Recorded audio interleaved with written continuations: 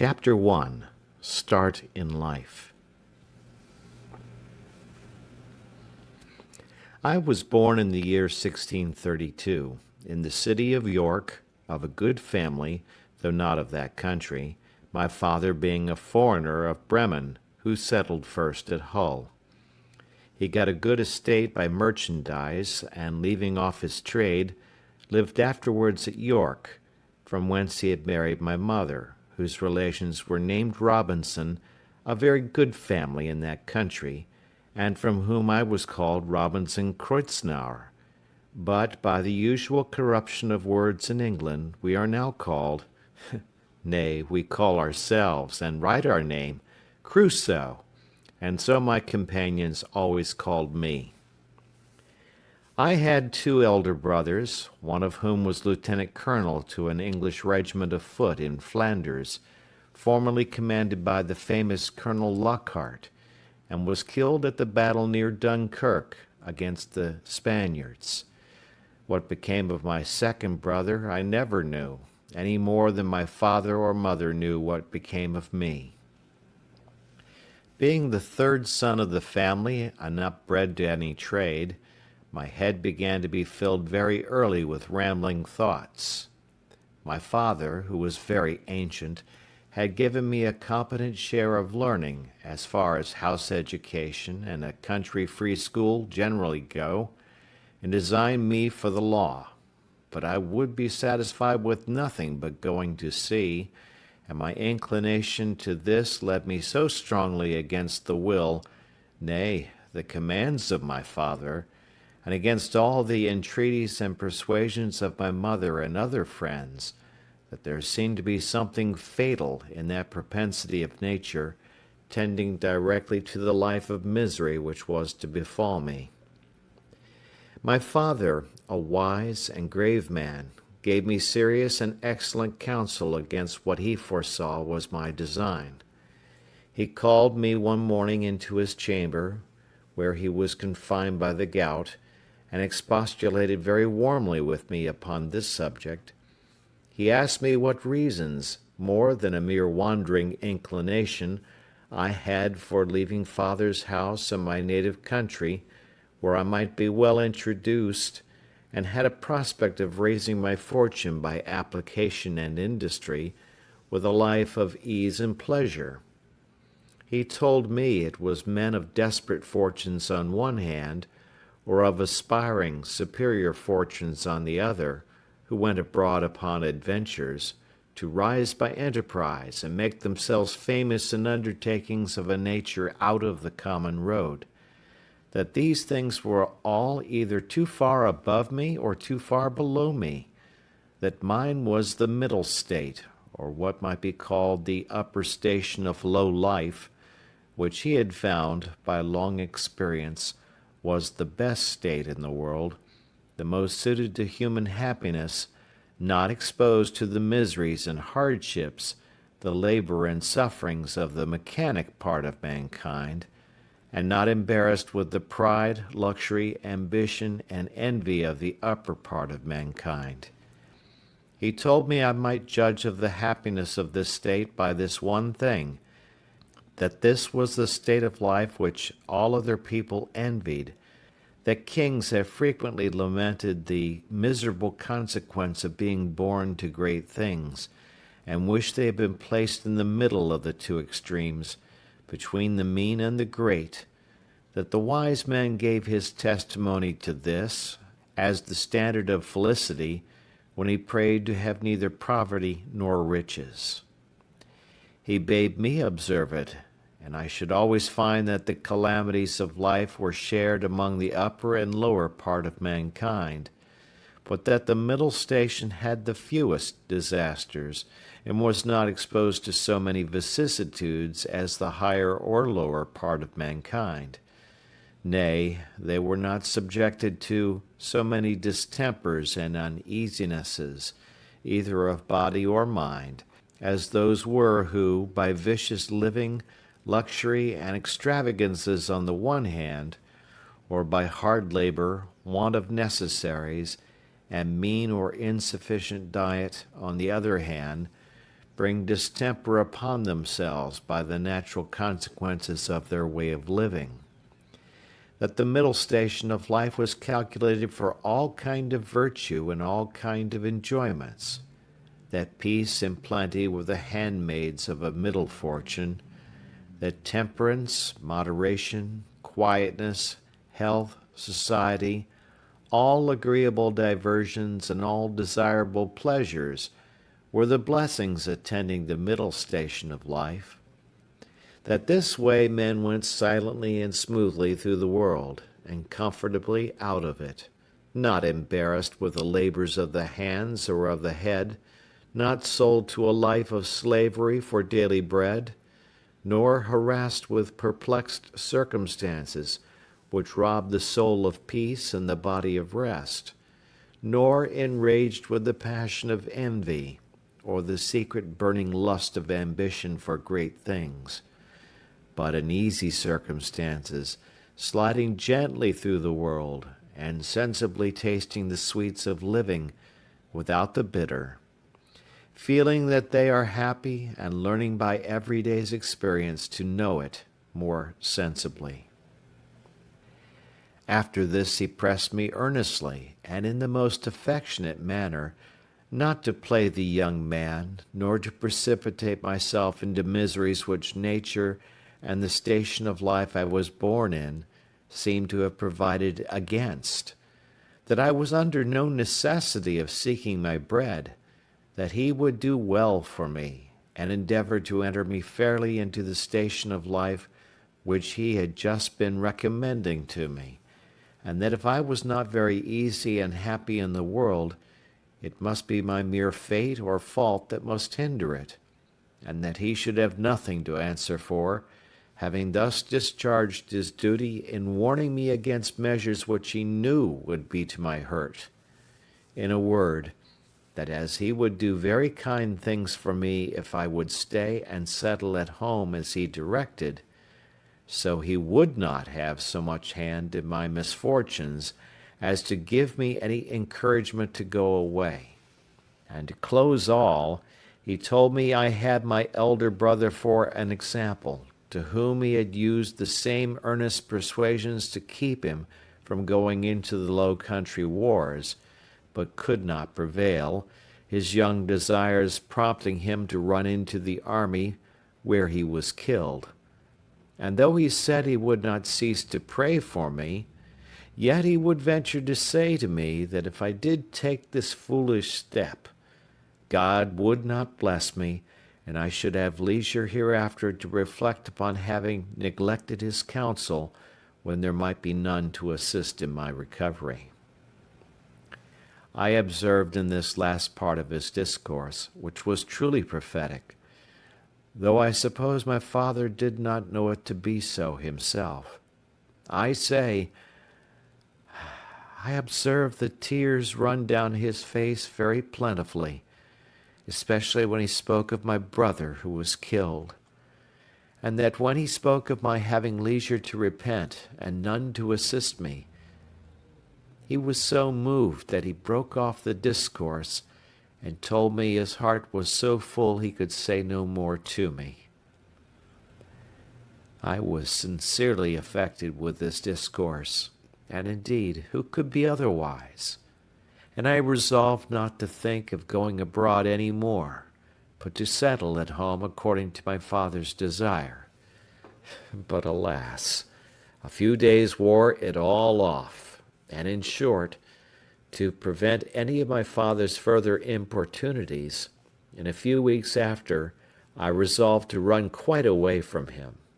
However, I did not act quite so hastily as the first heat of my resolution prompted, but I took my mother at a time when I thought her a little more pleasant than ordinary, and told her that my thoughts were so entirely bent upon seeing the world that I should never settle to anything with resolution enough to go through with it, and my father had better give me his consent than force me to go without it, that I was now 18 years old, which was too late to go apprentice to a trade or clerk to an attorney, that I was sure if I did I should never serve out my time, but I should certainly run away from my master before my time was out, and go to sea. And if she would speak to my father to let me go one voyage abroad, if I came home again and did not like it, I would go no more, and I would promise by a double diligence to recover the time that I had lost. This put my mother into a great passion. She told me she knew it would be to no purpose to speak to my father upon any such subject, that he knew too well what was my interest to give his consent to anything so much for my hurt,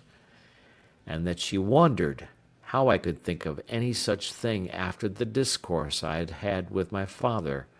and such kind and tender expressions as she knew my father had used to me, and that, in short, if I would ruin myself, there was no help for me, but I might depend I should never have their consent to it, that for her part she would not have so much hand in my destruction, and I should never have it to say that my mother was willing when my father was not.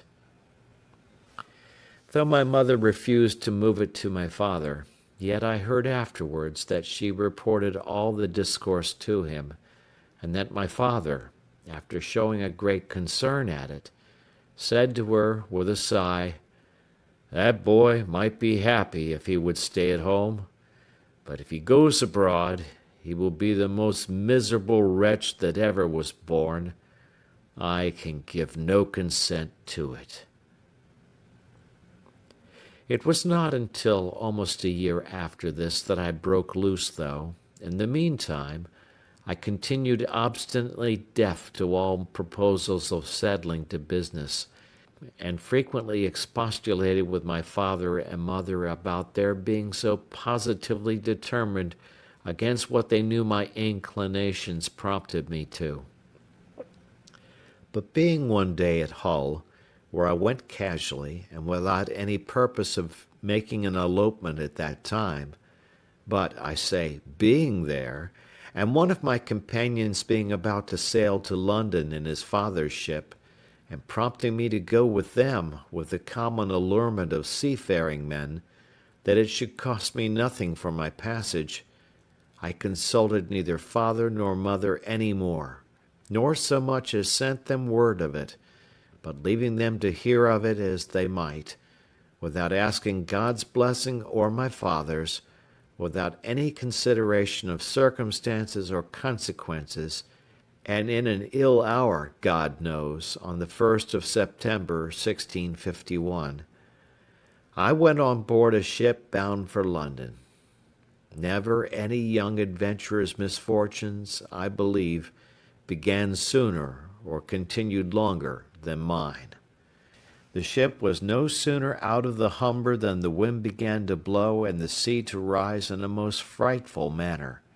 and, as I had never been at sea before, I was most inexpressibly sick in body and terrified in mind. I began now seriously to reflect upon what I had done, and how justly I was overtaken by the judgment of heaven for my wicked leaving my father's house, and abandoning my duty. All the good counsels of my parents, my father's tears, and my mother's entreaties came now fresh into my mind,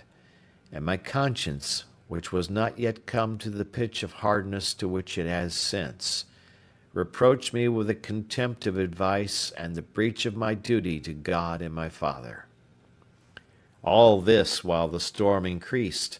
and the sea went very high, though nothing like what I have seen many times since.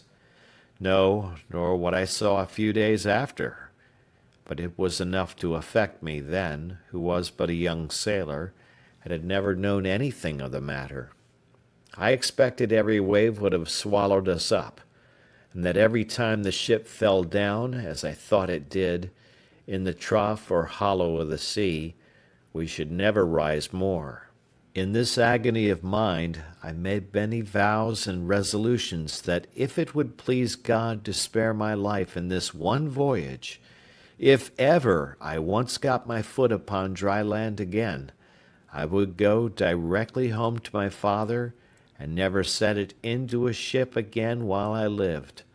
that I would take his advice, and never run myself into such miseries as these any more. Now I saw plainly the goodness of his observations about the middle station of life, how easy, how comfortably he had lived all his days, and never had been exposed to tempests at sea or troubles on shore, and I resolved that I would, like a true repenting prodigal, go home to my father. These wise and sober thoughts continued all the while the storm lasted, and indeed some time after. But the next day the wind was abated, and the sea calmer, and I began to be a little inured to it. However, I was very grave for all that day, being also a little seasick still. But towards night the weather cleared up, the wind was quite over, and a charming fine evening followed. The sun went down perfectly clear, and arose so the next morning,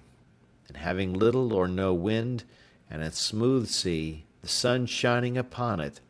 the sight was, as I thought, the most delightful that ever I saw.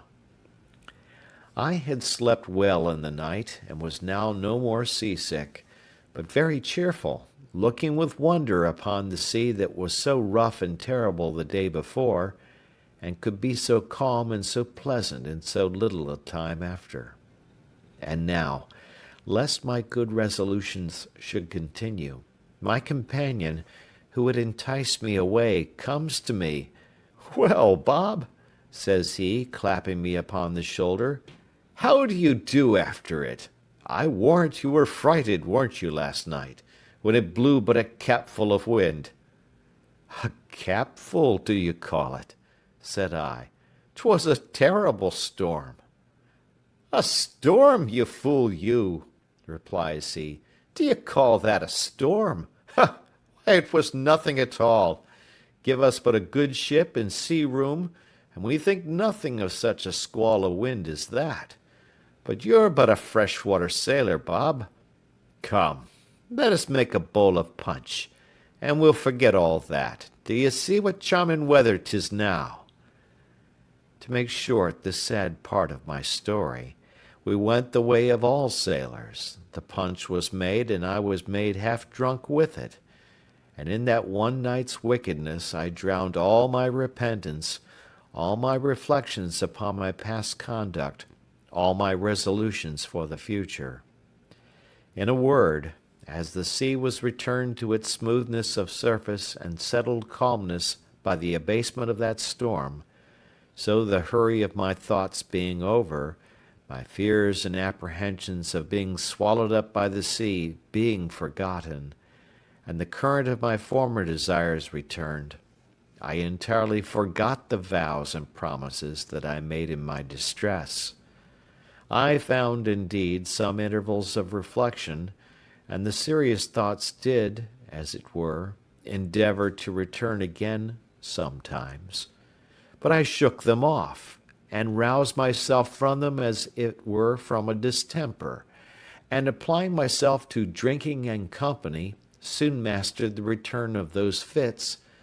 for so I called them, and I had in 5 or 6 days got as complete a victory over conscience as any young fellow that resolved not to be troubled with it could desire. But I was to have another trial for it still, and Providence, as in such cases generally it does, resolved to leave me entirely without excuse. For if I would not take this for a deliverance, the next was to be such a one as the worst and most hardened wretch among us would confess both the danger and the mercy of. The 6th day of our being at sea, we came into Yarmouth roads. The wind having been contrary and the weather calm, we had made but little way since the storm. Here we were obliged to come to an anchor, and here we lay, the wind continuing contrary, that is, at southwest, for 7 or 8 days, during which time a great many ships from Newcastle came into the same roads, as the common harbor where the ships might wait for a wind for the river. We had not, however, rid here so long that we should have tided it up the river,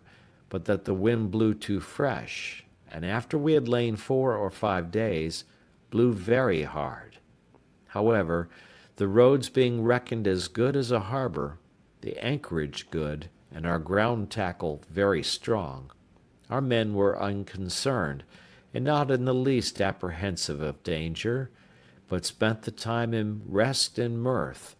after the manner of the sea. But the 8th day, in the morning, the wind increased, and we had all hands at work to strike our topmasts, and make everything snug and close, that the ship might ride as easy as possible. By noon the sea went very high indeed, and our ship rode forecastle in, shipped several seas, and we thought once or twice our anchor had come home, upon which our master ordered out the sheet anchor, so that we rode with 2 anchors ahead, and the cables veered out to the bitter end. By this time it blew a terrible storm indeed, and now I began to see terror and amazement in the faces even of the seamen themselves. The master, though vigilant in the business of preserving the ship, yet as he went in and out of his cabin by me, I could hear him softly to himself say several times, "Lord, be merciful to us. We shall be all lost. We shall be all undone," and the like. During these first hurries I was stupid, lying still in my cabin, which was in the steerage, and cannot describe my temper. I could ill resume the first penitence which I had so apparently trampled upon and hardened myself against. I thought the bitterness of death had been past, and that this would be nothing like the first. But when the master himself came by me, as I said just now, and said we should be all lost, I was dreadfully frighted. I got up out of my cabin and looked out, but such a dismal sight I never saw. The sea ran mountains high, and broke upon us every 3 or 4 minutes. When I could look about, I could see nothing but distress round us. 2 ships that rode near us, we found, had cut their masts by the board, being deep laden, and our men cried out that a ship which rode about a mile ahead of us was foundered. 2 more ships, being driven from their anchors, were run out of the roads to sea at all adventures, and that with not a mast standing. The light ships fared the best, as not so much laboring in the sea, but 2 or 3 of them drove, and came close by us, running away with only their spritsail out before the wind. Towards evening the mate and boatswain begged the master of our ship to let them cut away the foremast, which he was very unwilling to do. But the boatswain protesting to him that if he did not the ship would founder, he consented, and when they had cut away the foremast, the mainmast stood so loose and shook the ship so much they were obliged to cut that away also, and make a clear deck. Any one may judge what a condition I must be in at all this, who was but a young sailor, and who had been in such a fright before at but a little. But if I can express at this distance the thoughts I had about me at that time, I was in tenfold more horror of mind upon account of my former convictions, and the having returned from them to the resolutions I had wickedly taken at first, than I was at death itself. And these, added to the terror of the storm, put me into such a condition that I can by no words describe it. But the worst was not come yet. The storm continued with such fury that the seamen themselves acknowledged they had never seen a worse. We had a good ship, but she was deep laden, and swallowed in the sea, so that the seamen every now and then cried out she would founder. It was my advantage in one respect that I did not know what they meant by founder till I inquired. However, the storm was so violent that I saw, which is not often seen, the master, the boatswain, and some others more sensible than the rest, at their prayers, and expecting every moment when the ship would go to the bottom. In the middle of the night, and under all the rest of our distresses, one of the men that had been down to see cried out we had sprung a leak. Another said there was 4 feet water in the hold. Then all hands were called to the pump. At that word, my heart, as I thought, died within me, and I fell backwards upon the side of my bed where I sat, into the cabin. However, the men roused me, and told me that I, that was able to do nothing before, was as well able to pump as another, at which I stirred up and went to the pump, and worked very heartily.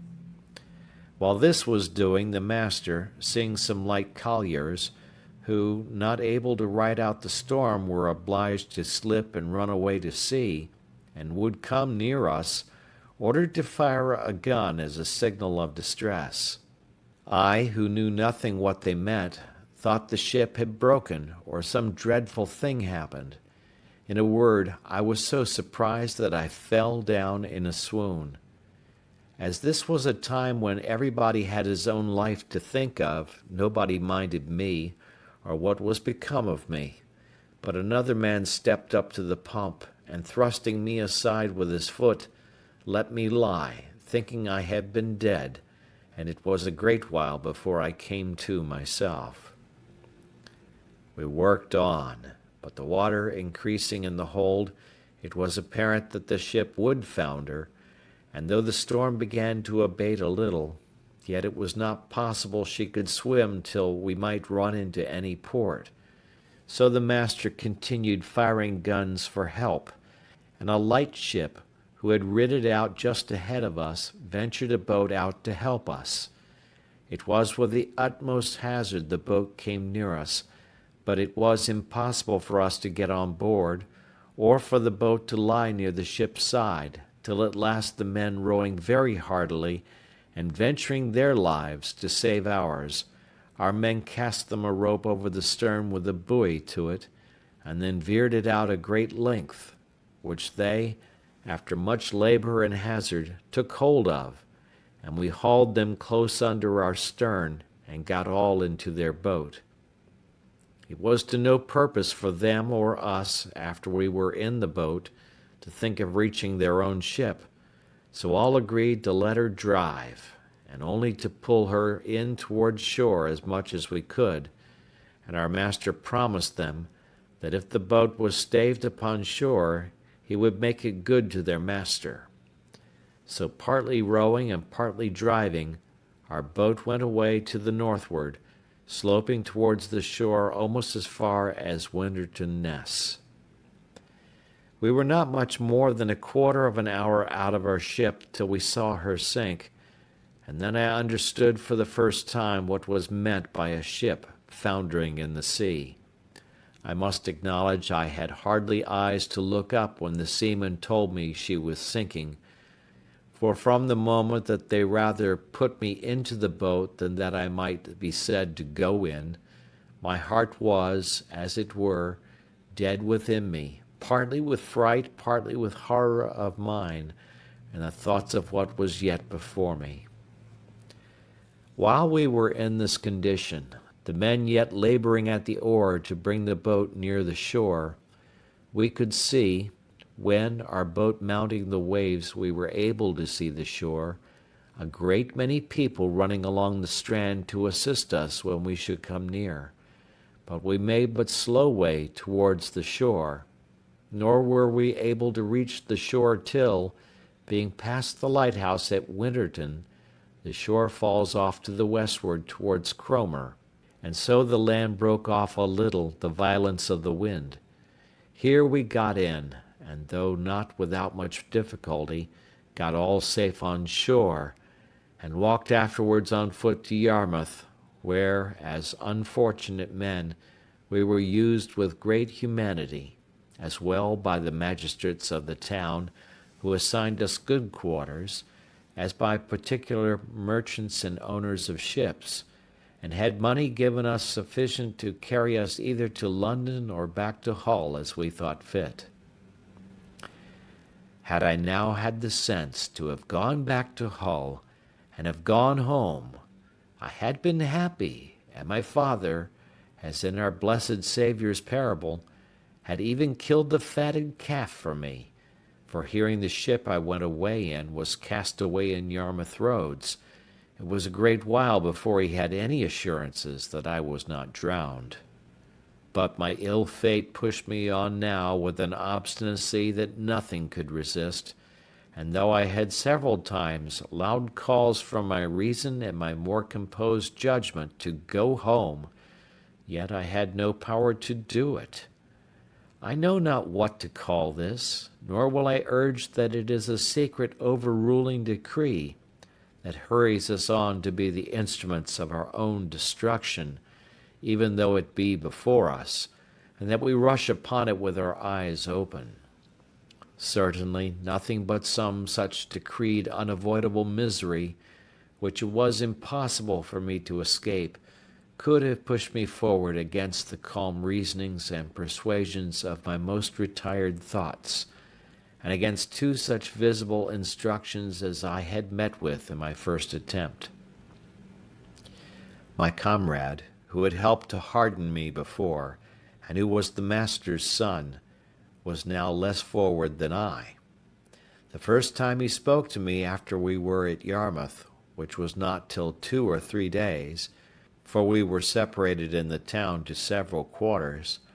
I say, the first time he saw me,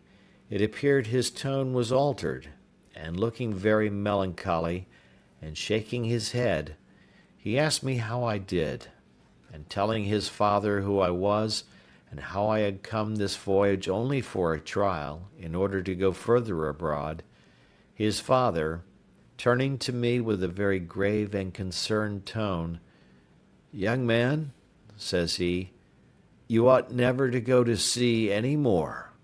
You ought to take this for a plain invisible token that you are not to be a seafaring man." "Why, sir," said I, "will you go to sea no more?" "That is another case," said he. "It is my calling, and therefore my duty. But as you made this voyage on trial, you see what a taste heaven has given you of what you are to expect if you persist. Perhaps this has all befallen us on your account, like Jonah in the ship of Tarshish. Pray," continues he, "what are you, and on what account did you go to sea?" Upon that I told him some of my story, at the end of which he burst out into a strange kind of passion.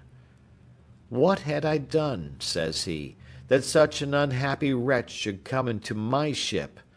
I would not set my foot in the same ship with thee again for 1,000 pounds. This indeed was, as I said, an excursion of his spirits, which were yet agitated by the sense of his loss, and was farther than he could have authority to go.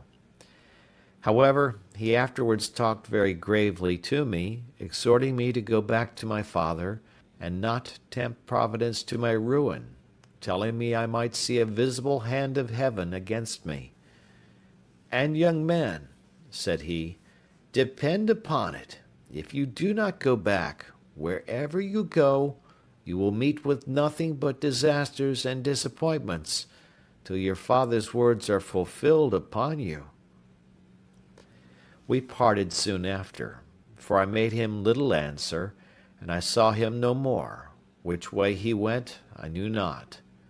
As for me, having some money in my pocket,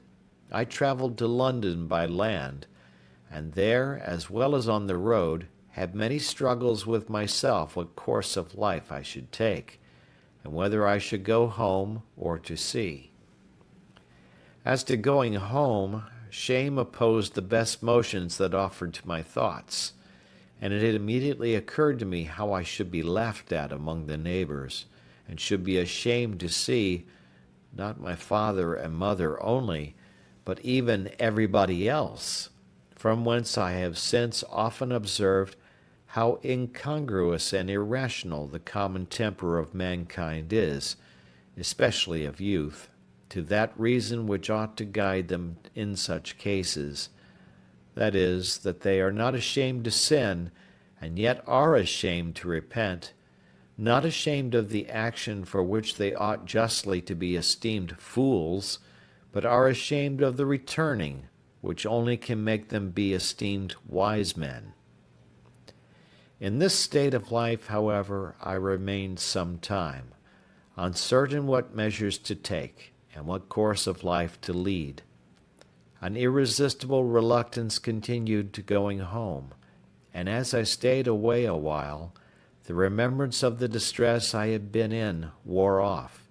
and as that abated, the little motion I had in my desires to return wore off with it, till at last I quite laid aside the thoughts of it, and looked out for a voyage. End of chapter 1.